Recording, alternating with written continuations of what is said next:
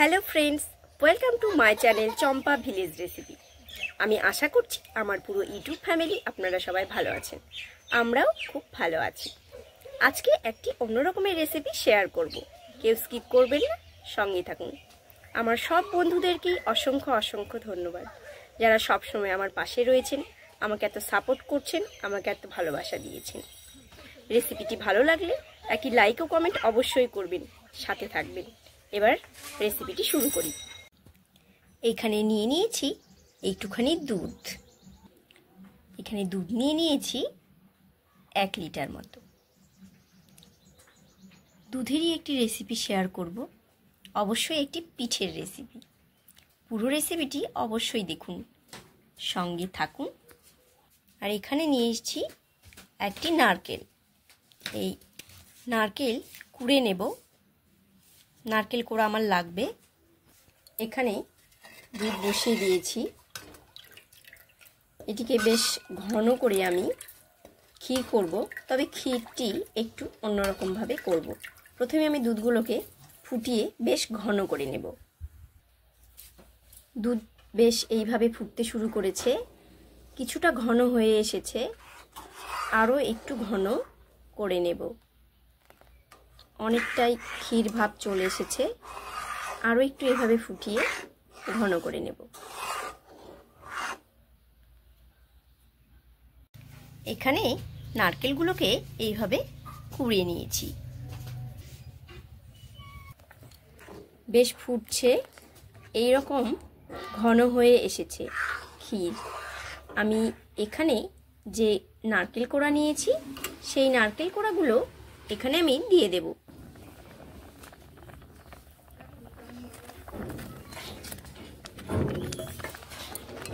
এইভাবে নেড়ে নেব। ক্ষীরের সঙ্গে এই নারকেলগুলোকেও আরেকটুক্ষণ ফুটিয়ে নেব। বেশ ফুটছে, আরও একটু ফুটিয়ে নেব এইভাবে। এখানে আমি এখন চিনি অ্যাড করব।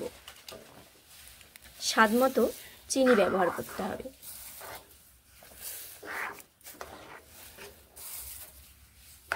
চিনি মিশিয়ে আরও কিছুক্ষণ ফুটিয়ে নেব। একদম ঘন শক্ত একটি ক্ষীর বানিয়ে নেব। সুন্দরভাবে এই ক্ষীর আমার এইভাবে রেডি হয়ে গেছে। এই রকমটা শক্ত আমি করে নিয়েছি। ক্ষীরগুলোকে ঠান্ডা করে নেব।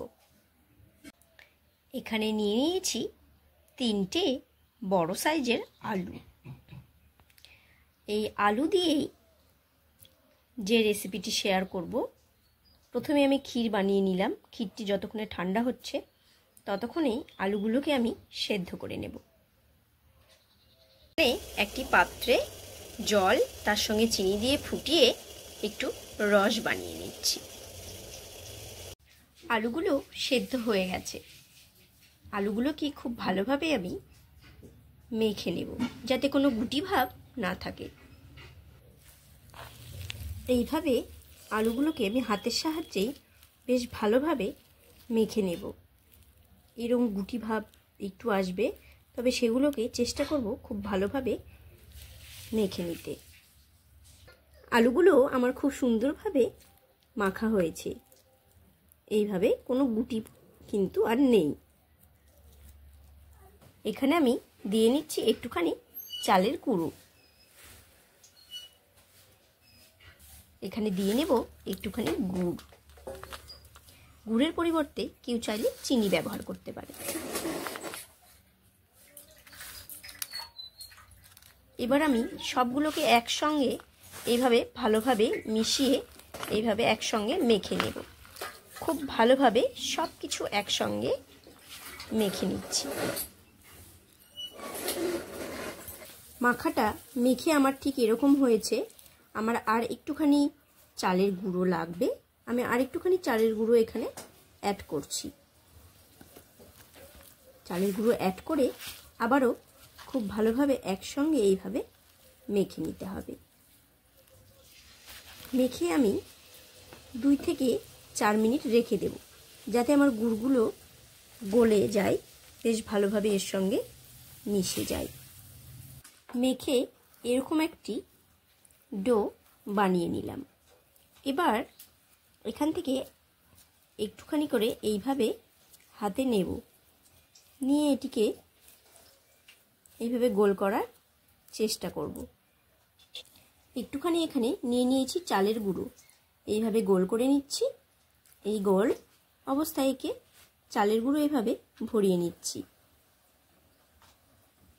চালের গুঁড়ো এভাবে ভরিয়ে নিয়ে আগে থেকেই রেডি করে রাখা ক্ষীর এইভাবে একটুখানি এইভাবে গোল করে নেব, দলা পাকিয়ে এর মাঝে এইভাবে ক্ষীর বসিয়ে দিচ্ছি। ক্ষীর বসিয়ে দিয়ে বেশ ভালোভাবে এটিকে এইভাবে গোল করে নেব।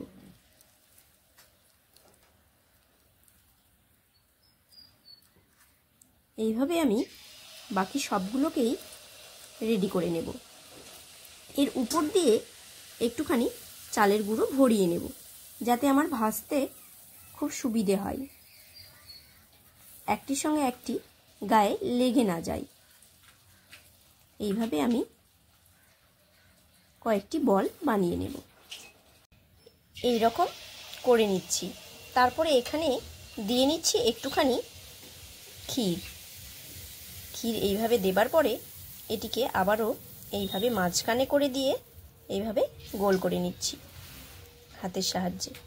এইভাবে গোল করে নেবার পরে আমি এখানে পাশে একটু চালের গুঁড়ো নিয়েছি, সেই চালের গুঁড়োগুলো বেশ একটু এইভাবে ভরিয়ে নিচ্ছি চারদিকে করে নিয়ে একটি গোল শেপ দিচ্ছি।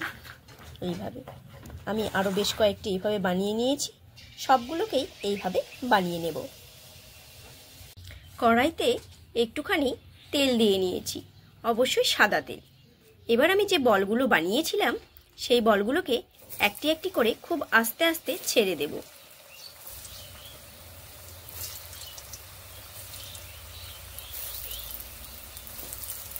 এগুলোকে লো টু মিডিয়াম হিটে ভালো করে ভেজে নেব। খুব আস্তে আস্তে একটি একটি করে এইভাবে উল্টে নেব।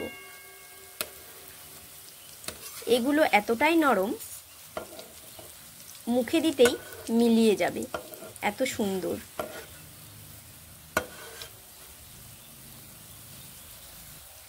এইভাবে আস্তে করে উল্টে নিচ্ছি, আর এইভাবে লাল লাল করেই চারদিকটা ভেজে নেব।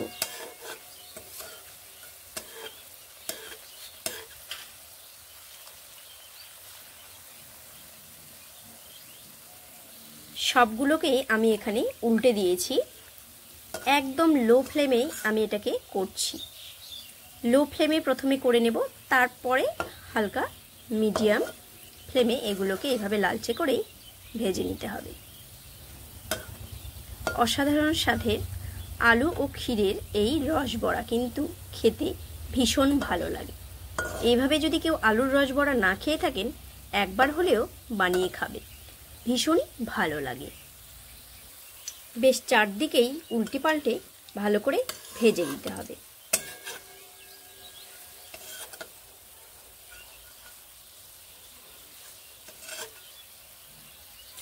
এগুলো ভাজা হয়ে গেছে, এবার তুলে নিচ্ছি।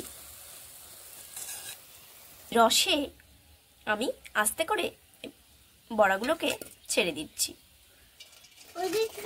এভাবে আমি রসের মধ্যে দিয়ে দিলাম বড়াগুলোকে। বাকিগুলোকেও আমি একই রকমভাবে এইভাবে লাল লাল করে ভেজে নিলাম। এগুলো ভাজা হয়ে গেছে, এবার এইভাবে আমি তুলে নিচ্ছি। এখানে এই চিনির রসে এগুলোকেও ছেড়ে দিচ্ছি। আমার আলু ক্ষীরের এই রসবড়ার রেসিপিটি রেডি টু সার্ভ। এটি এত সফট, নরম, খেতে ভীষণ টেস্টি। রেসিপিটি ভালো লাগলে একটি লাইক ও কমেন্ট অবশ্যই করবেন। এতটি সফট, ভেতরের ক্ষীরও দেখা যাচ্ছে, মুখে দিতেই মিলিয়ে যাবে। ভীষণই সুন্দর একটি রেসিপি। সবাই ভালো থাকবেন, সুস্থ থাকবেন, আনন্দে থাকবেন। আবার দেখা হবে অন্য কোনো রেসিপির সঙ্গে।